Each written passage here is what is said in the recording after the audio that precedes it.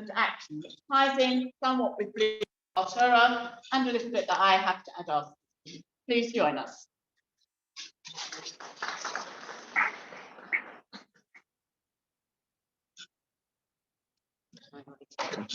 Very good. Yeah, we're good. Yeah, thank you. Okay, thank you. So wonderful to be here. And I want to just start by giving a huge thank you to EJA, the European Jewish Association, which throughout Europe, they do educational programming and do different types of work with just bringing Judaism and knowledge and awareness throughout Europe. And they are sponsoring this speaking tour that I am. So today is my first day here in London. I came in very late last night, spoke this morning, speaking tonight, have another 6 or so speaking engagements here in Amsterdam, and then I'm heading back to the States. So it is absolutely wonderful being here, and Mazel Tov on your first annual women's dinner. So tonight's topic is mind control, the power of our thought, speech, and action. And there was a situation probably now about 10 years ago. It was unbelievable when it happened. There was a situation that a man walked into a family-owned full market, and he asked for the owner of the market. The owner comes out, he walks up to him, hands him an envelope, shakes his hand, and walks out. That's it. What ends up being in this envelope? So it turns out there is a note. I actually have, amazingly enough, a photocopy of this note. And here is what the note reads. I am a drug addict. 11 or 12 years ago, I robbed this store with a gun. Reading it just as it says. I do not use drugs anymore, and I feel I must make amends to the people I have hurt in the past. I came in your store around 9 or 10 o'clock at night in 2002 or 2003, and I got a 6-pack of beer and I asked for cigarettes. When the register opened to give change, I pulled out a gun and took about $300 from the register, then drove away in a white car. I hope you will accept this money and find forgiveness. Peace be with you, Anonymous. $400 cash was in this envelope. Now, here's the situation where the man comes back a decade later, faces the man he robbed at gunpoint, hands him the cash. He is probably on security video, I would guess, after an armed robbery a decade later. There are fingerprints, there is a note admitting the crime, there is all the evidence one would need. So how does the owner respond? He posts this on Twitter, and he has a response. And his response with the photocopy of this note says, we were robbed about 11 or 12 years ago. Today, we surprisingly received this note from the robber and the stolen cash returned. This is truly inspirational and reminds us that there are plenty of good people in this world. To the anonymous person, we want to tell you all is forgiven and thank you for your note. We don't care about the money. We are more inspired and touched by your act. We hope you find peace in life and prosperity. Best wishes. This story is phenomenal on so many levels, but one would venture to guess that if you had asked the owner of this store 10 minutes before this incident took place, what is one of the most traumatic things that has ever happened to you? I'm going to guess he would say getting robbed at gunpoint, having a guy come in and take all my cash from my family-owned little store. Probably not who he would have described as one of the good people in this world, right? One of those inspirational people, one of those wonderful situations that occurred. it probably would have been something very overwhelming, very traumatic, very negative, very horrible.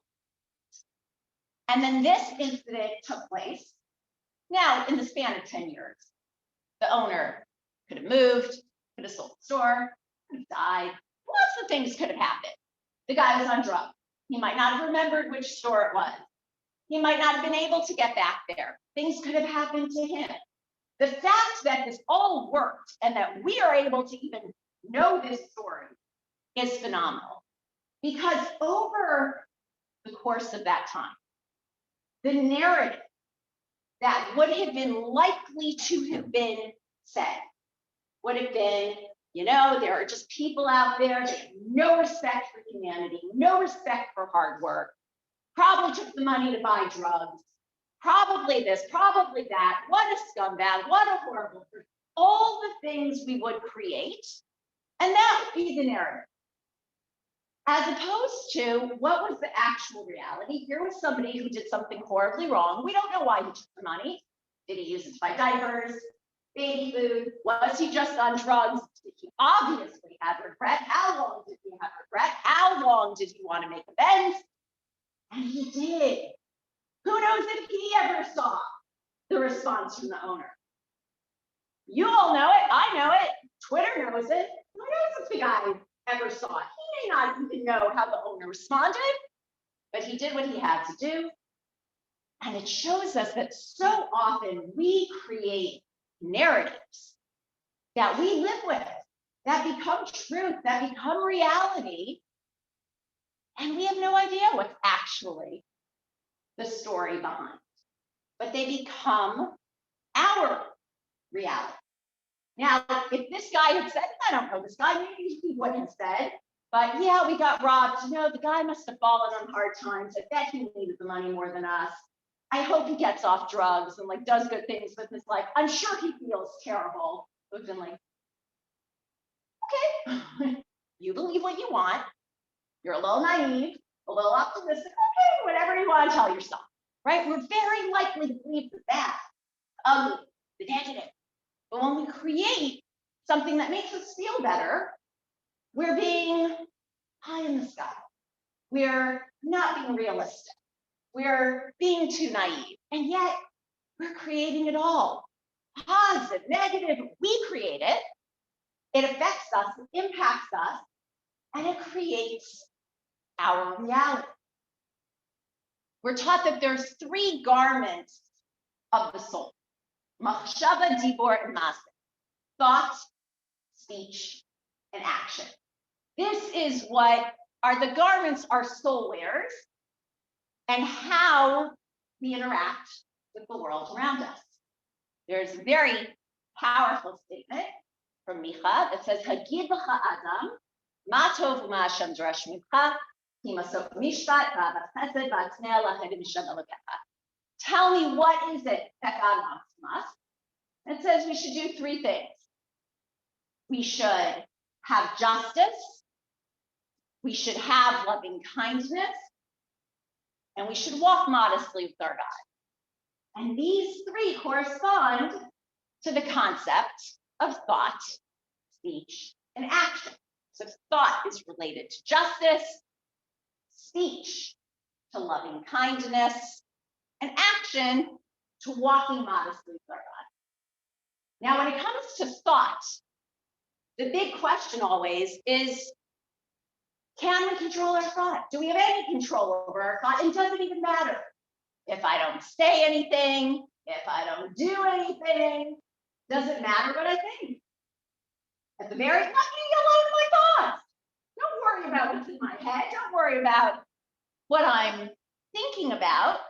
As long as I interact in an appropriate manner, I don't say anything that's problematic. I don't act in a problematic way. Should my thoughts make a difference to anybody else? Do they matter? Do they count? Can they be controlled? Do I have control over them? So there is a fascinating aspect in Jewish law, because generally speaking, it's action, speech, action. We don't focus so much on thoughts in legality in Jewish law.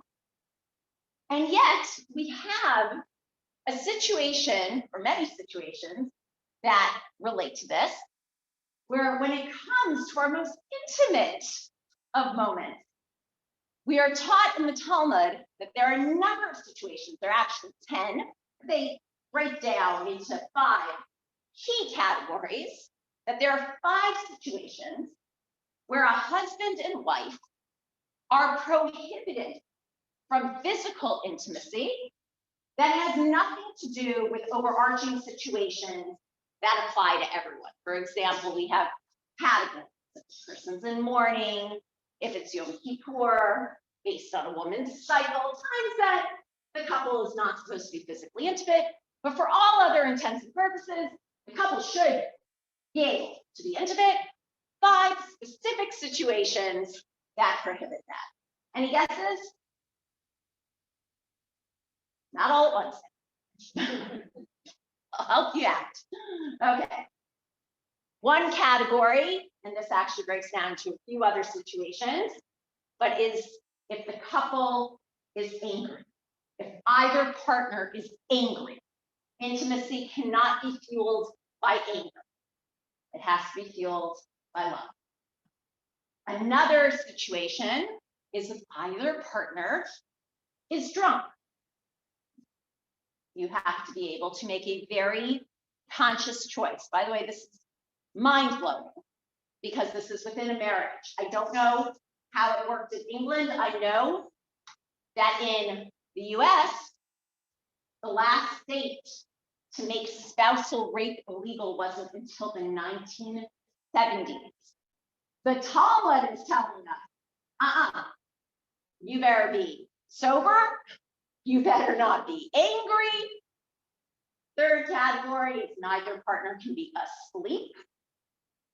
Same situation. Fourth category is the couple cannot be in the process of divorce.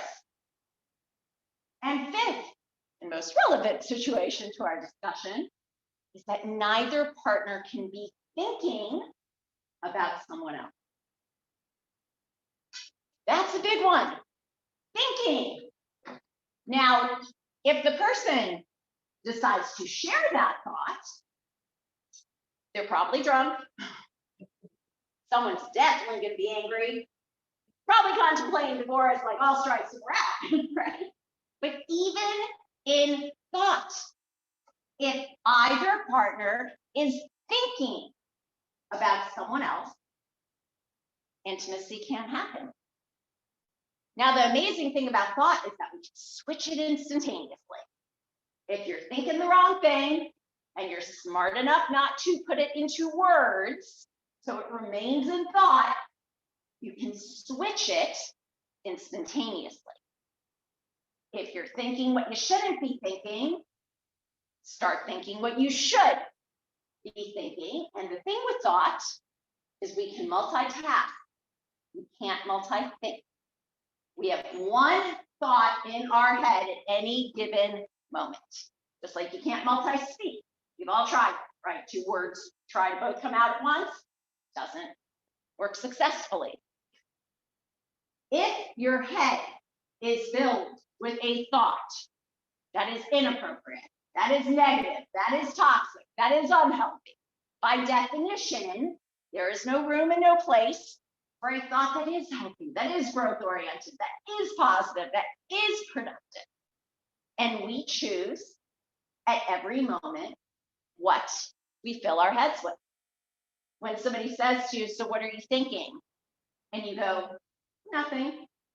You're lying. It's impossible. We're always thinking. We're always thinking something. Nothing is code for not what I should be thinking at this given moment. Right? Because we are unable to share at that moment what's going on in our head because it's probably not what it should be. But the fact that there is this Jewish law is this reminder that we have the power to control our thoughts. And more than that, that thinking something inappropriate is so foundationally problematic to the relationship that there can be no action continuation until it's said. If you were to research, there are different terms for this: emotional infidelity, an affair of the heart. These are relationships that are considered to be cheating that never have a physical component, only the mind. And psychologists will tell you it is more destructive to relationships than even physical cheating, because it goes to the core, it goes to the trust. Couples get through physical infidelity.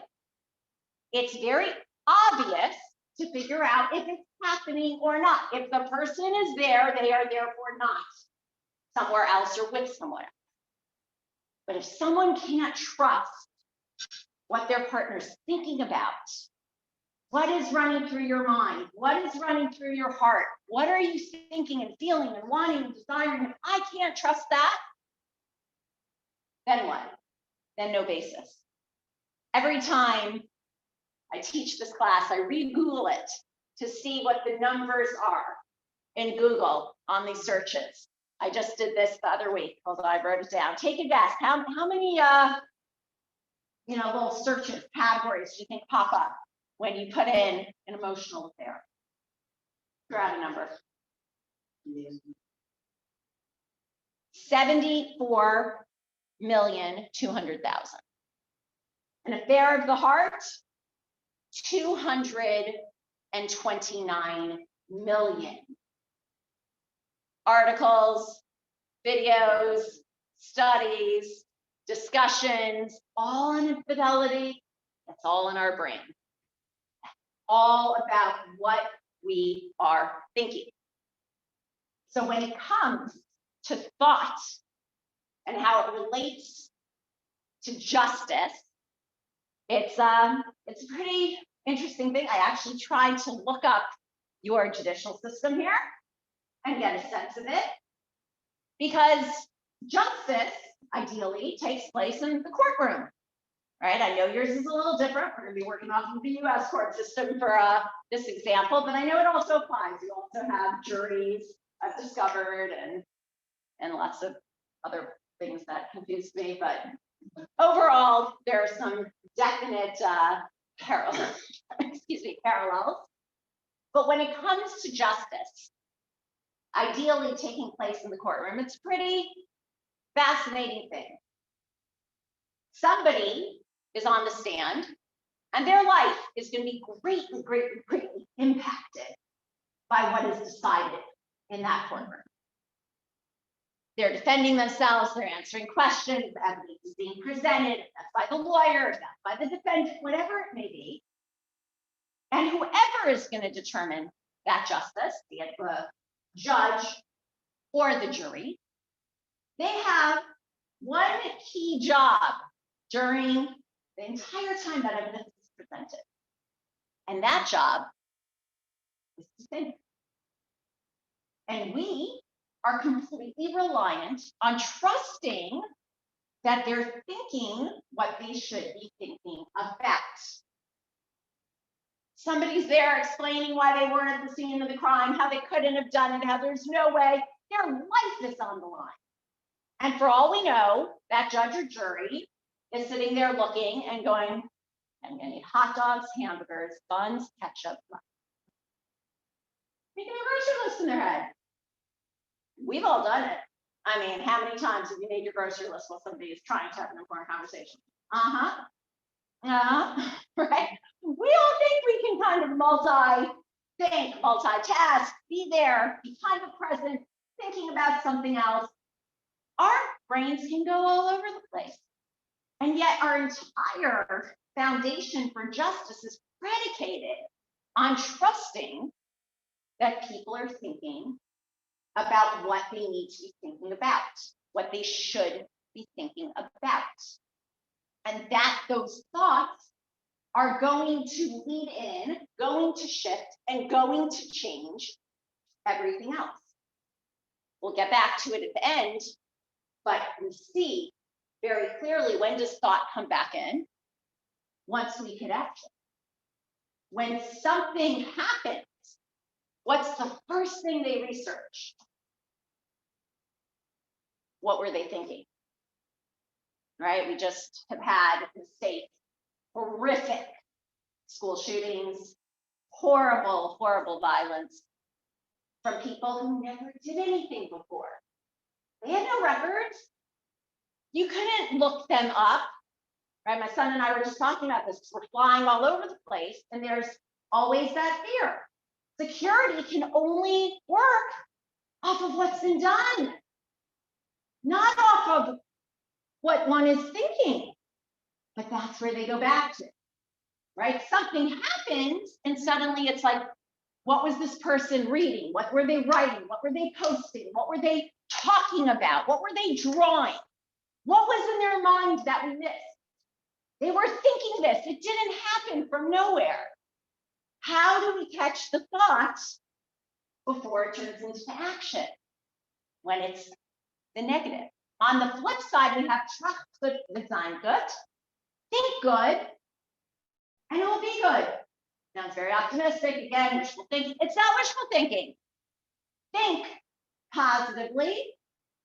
Think it's going to work out. Have that attitude, and it is going to shift and determine what develops from that. We even have the word machshava, which is thought, are the same letters as besimcha, joy. If you want to be happy, you need to think positively, right? A happy person is not a negative thinker. When everything's filled with, it's never going to work and it's not going to happen, right? We even have the little train. I think I can, I think I can, I think I can, right? We try to use our thoughts to create the reality we want. So the first time we share our thoughts is when we put that into speech. Until then, it's in my head. You don't know what I'm thinking. You only know what I care to share with you in speech. And hopefully my speech is a reflection of my thoughts, which is why even the first letter in the Hebrew alphabet, Aleph, is an acronym for two different phrases. One is emet lemed picha, teach your mouth to speak the truth.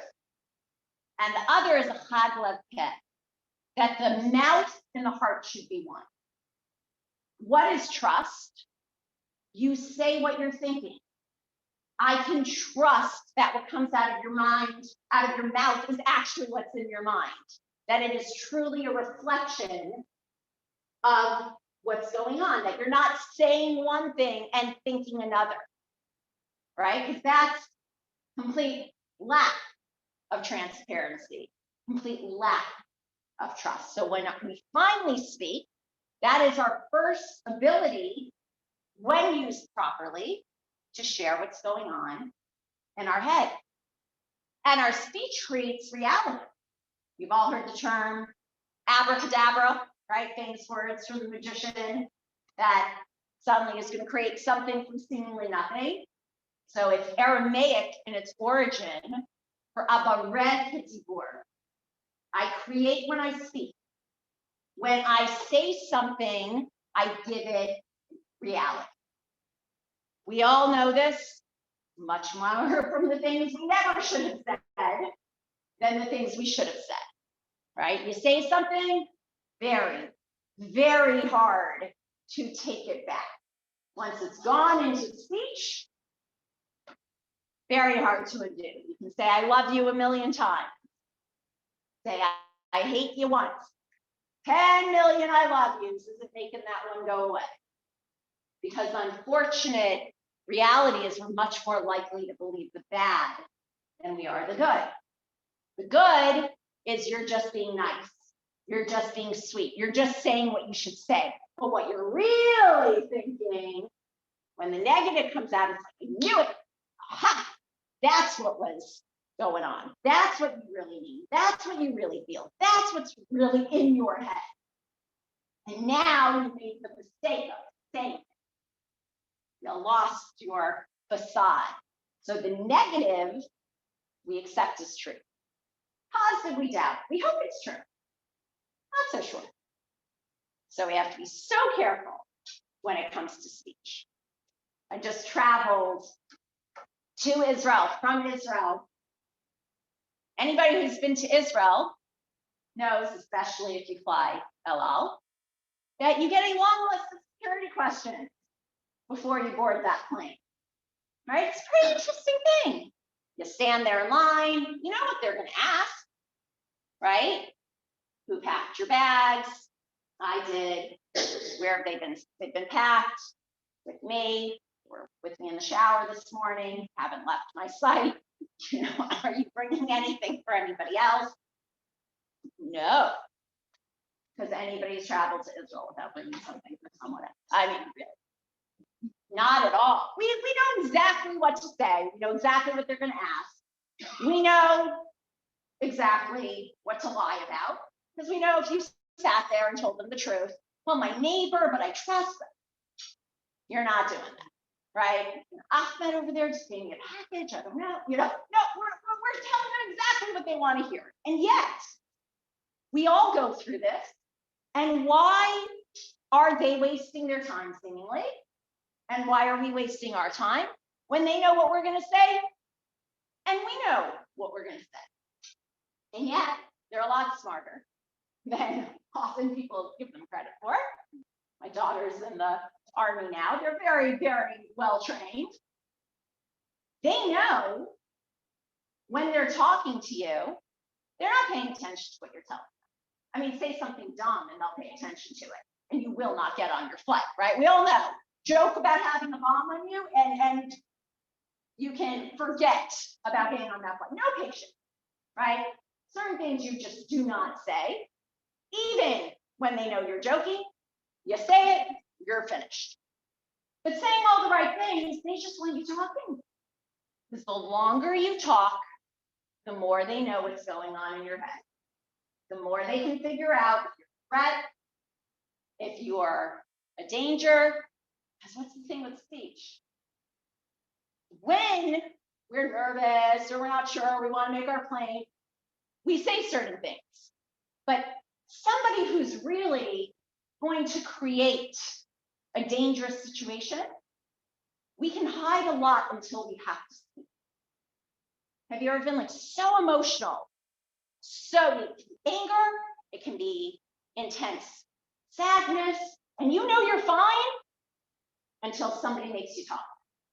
The second you open your mouth, the floodgates, right? Like you can hold it together, but you ask me the time and I'm gonna be on the floor crying. Like, do not make me speak, because if I have to talk, I can't contain it anymore, right? We even have, think about the universal sign for shock, horror. It's like people have to hold it in. Look at any picture, any disaster, anywhere in the world, we react the same way. We have to physically hold it in because we don't know what to do with it. It's too intense, it's too much. So when they get you speaking, they're figuring out what's in your head. They actually do this in Israel a lot. You'll see sometimes very crowded areas where you can't go through any kind of security. They can't search your bags, it's too much. They'll send around sometimes plainclothes guards, police, and all they do is walk around through the crowd. Shalom. How are you? Because the average person should be able to. Good, fine, how are you? Somebody who is planning on dying in the next few minutes can't pull that one. Can't talk calmly, can't keep their tone relaxed. You cannot imagine how many attacks were both thwarted or how many people were saved in the split second that they noticed somebody sweating or nervous or shifting or avoiding that interaction. seconds to scream out Machabel, terrorist, something, and a dispersion of a crowd versus an intense. When we talk, or when we talk, we can, if we're trained, figure out what someone is thinking, what is going on in their head. So when it comes to speech, speech we say is related to loving kindness. The Hebrew word for the mouth, peh, is numerically equivalent to 85, which equals the words ahava and chesed. Loving kindness. That our mouth should be a conduit for saying loving and kind things, which means if what you're thinking is not loving and kind, then you have two choices. You're going to say something that does not reflect what's going on in your head, or you better change what's going on in your head, right? Either you're going to be dishonest. I'm thinking something negative. I'm thinking something terrible. I'm thinking something unflattering or unkind about this person, but I'm going to be nice. I'm going to say the right thing. Now I have a problem. Now I'm not an honest person. Or if I want my speech to reflect what's going on in my head, and what's going on in my head is not appropriate, here is my opportunity before I put it into speech to change my thinking, to change my thoughts, to change my perspective, and to say it. And in Jewish law, we have another fascinating thing. You're not allowed to say something that you absolutely, that contradicts what you're thinking. It would seem, say the right thing, say the nice thing, but it's a problem, right? So somebody moves into the community, you're not a big fan, but you feel like you should be inviting them over, you should invite them for dinner, it's the right thing to do, but you really don't want to. And then you end up finding out that they're going to be away this weekend, right? So, perfect opportunity. So you go up to them and you're like, you know, I have wanted to have you over for months. And we've just been so busy. I mean, we're booked for the next 5 years as it is. This weekend we have time. Would you like to come? Oh, that's so nice, but we're away this weekend. Too bad. You're not allowed to do it. You're not allowed to say that. You are allowed to invite them over and try to find commonality and something positive, and maybe they're not my type, and maybe I'm misjudging, but let me see. You're allowed to do the right thing, but you're not allowed to say the right thing when you have no intention of acting on it. Because when it comes to action, that's when it shifts. And just to bring our speech and relate that to our justice, the first time we're going to hear in, let's say, a jury situation from our jury or from our judge in relationship to the actual verdict is going to be at the verdict itself. Even if it's a judge making the decision, up until now, all the speech has been clarification or the rules or whatever it may be. We don't know their thoughts until it's said. So there's a really interesting thing, and I think everybody just saw this, at least in the States, on when a jury was polled, which I believe they actually also do here in England, when you have a jury verdict. But let's say there is a situation where the decision needs to be a unanimous verdict. Very clear cut. Every single jury member must agree either guilty or not guilty. So we just had a whole situation, the whole Johnny Depp trial, where the jury was polled. What does it mean to poll the jury? It's another one of these situations where we think, what a waste of time. We know Foreman comes out and says, we, the jury, find the defendant guilty. Good. By definition, that meant every single jury member said guilty. Polling. Juror member number 1, what is your verdict? Guilty. Juror member number 2, guilty. 3, 4, it takes some time. Why? We know it's guilty, guilty, guilty, guilty, guilty, guilty. Because until you say it, you don't own it. And you can be sure if they poll a juror and there's hesitation and that person is unsure, they don't respond. People can get bullied into a lot of things until they have to speak. They can get pressured. They can get pushed. They can resign themselves and whatever, fine, until they have to say it. And at that point, if somebody has to come out and go, guilty? Oh no, you don't own that. Something went on back there. That is not the verdict. The court system makes you say it, and this is based on a Torah concept. It has to be said. It has to be stated. It has to be out loud. It has to be acknowledged. Because until then, it's not clear it's really what you're thinking, really what you mean, really what you want. So then our ultimate, most external level is action. And there is very much a Torah concept that action is ultimately what counts. It's ultimately the action that counts. That's what's going to make the difference. And it's absolutely true. If somebody is thinking wonderful things, they're saying wonderful things, and they're never acting on wonderful things, doesn't matter. Right? Oh, I really, really, really want to help. Oh, I'm really, really, really going to help. Oh, I really, really, really didn't show up. At the end of the day, all the best intentions, all the positive speech, all the wonderful words make no difference if you're not there when you're needed. If you don't show up when it counts, if you don't do the right thing when it's required.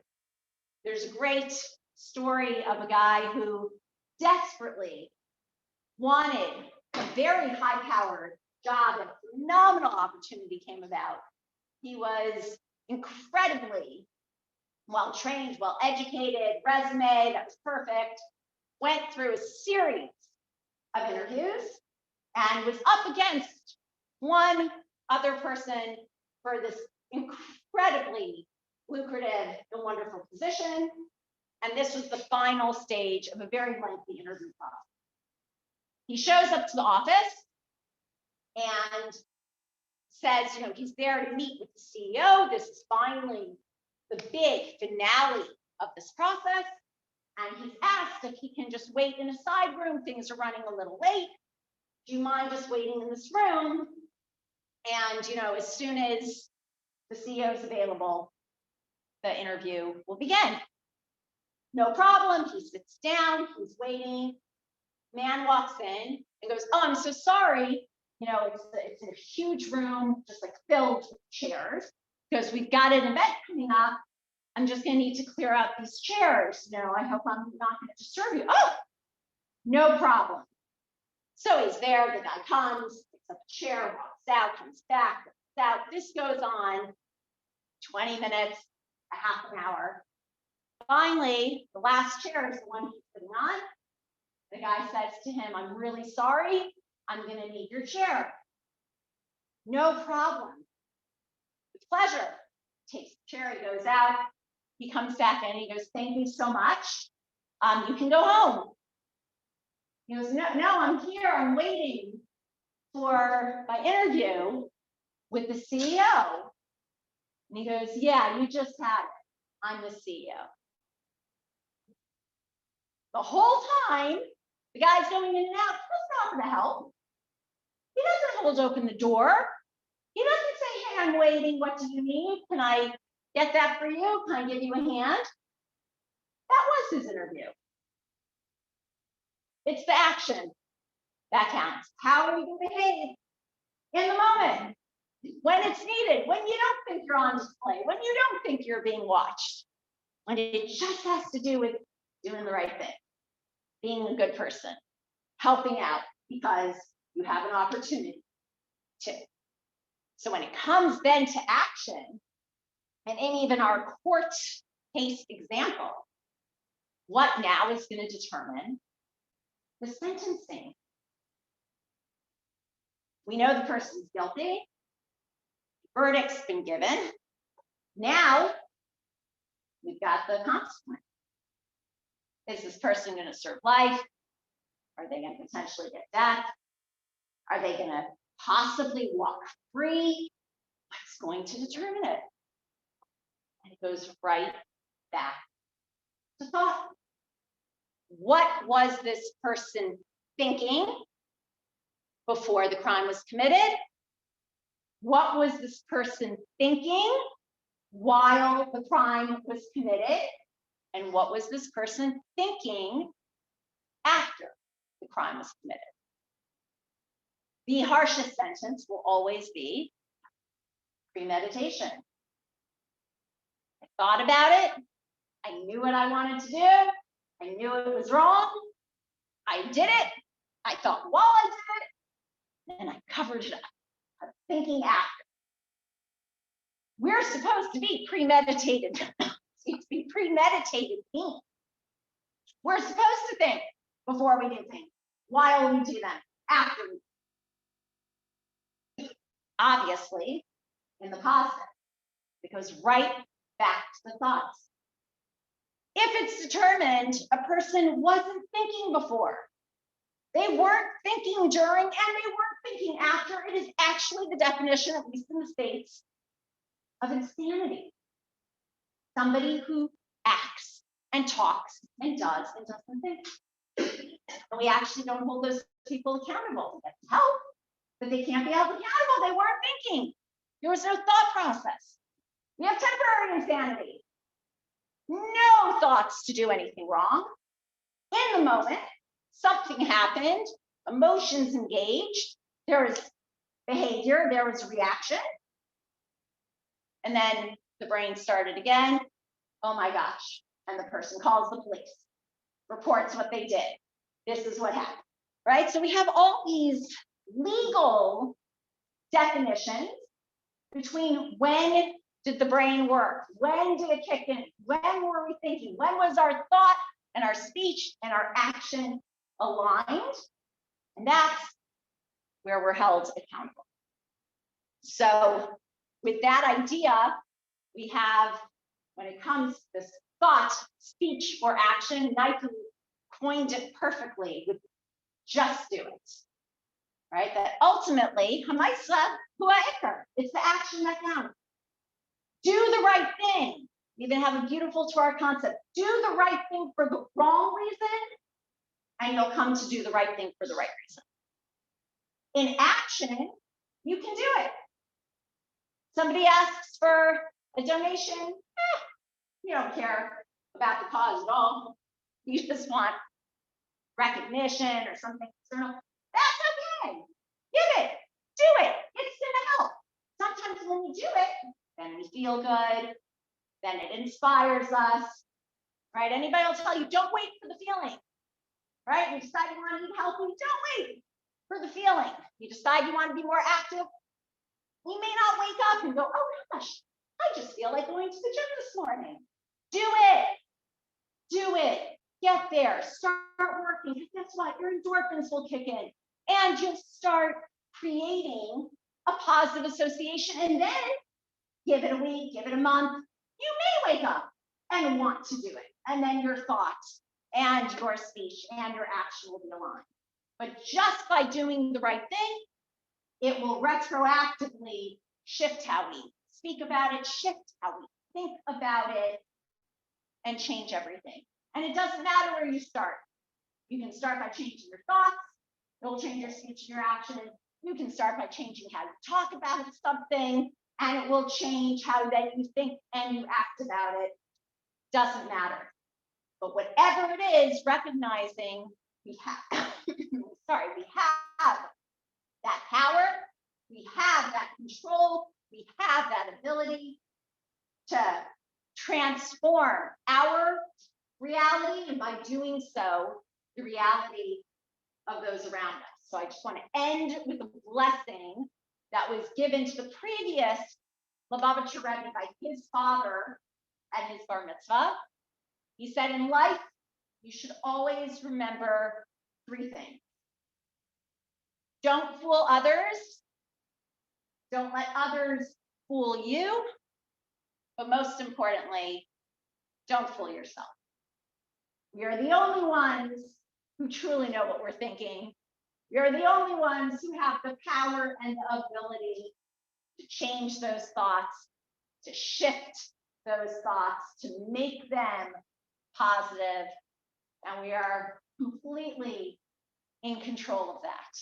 So we should be honest with ourselves, and through that, we should have the ability to shift everything around so our thoughts, our speech, and our action are aligned, that they are healthy, that they are positive, that they are growth oriented, and that they are filled with loving kindness.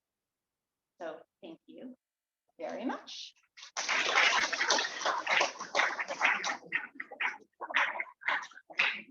Thank you. And I actually have a handout. If anybody would like it, it's just a quick summarization of everything. And it's got my email at the top if anybody would like to be in touch. So I will hand you out. Thank you. Thank you very much for a very interesting and thought-provoking speech. It ties in really well with something that I was reading from the United Synagogue about their Clean Speech program. And in my teaching, I discovered and realized, of course, that we do need to be positive. Don't mark in red, it's very aggressive. Green is much better. Don't write how bad something is. Use the words, it would be better if. Be positive as much as you can. And of course, children copy what they see at home. It is important that we think about what we're going to say and are honest. And we are very fortunate that we are able to speak, we're able to listen. Maybe listening is not something we do as much of as we could do, because in order to think and speak appropriately, we definitely need to listen. So I was reading today, and in this Clean Speech project, started in America, has come to England, was there in May, and has been picked up by all faiths. Started as a Jewish organisation, it's now been picked up by all faiths in England, in Britain. And the idea is to promote positive speech, to actually be responsible for what you say and be aware that there may be consequences if you don't like. And avoid negative speech, sharing Jewish wisdom, which is where it started from. And it goes on to say, our world is full of speech and communication. Some is written, some is verbal. Facebook generates 4 million posts each minute.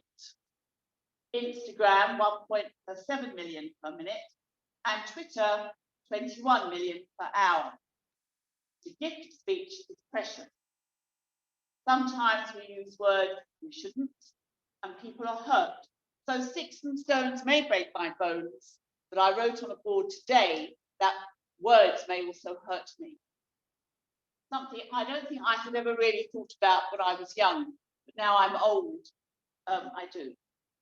So this clean speech, which I think ties in very well with what you heard, is that mindful speech is for the betterment of mankind, and we need to disagree agreeably. Seems to have gone out the window politically, and not only disagree agreeably, but to be respectful.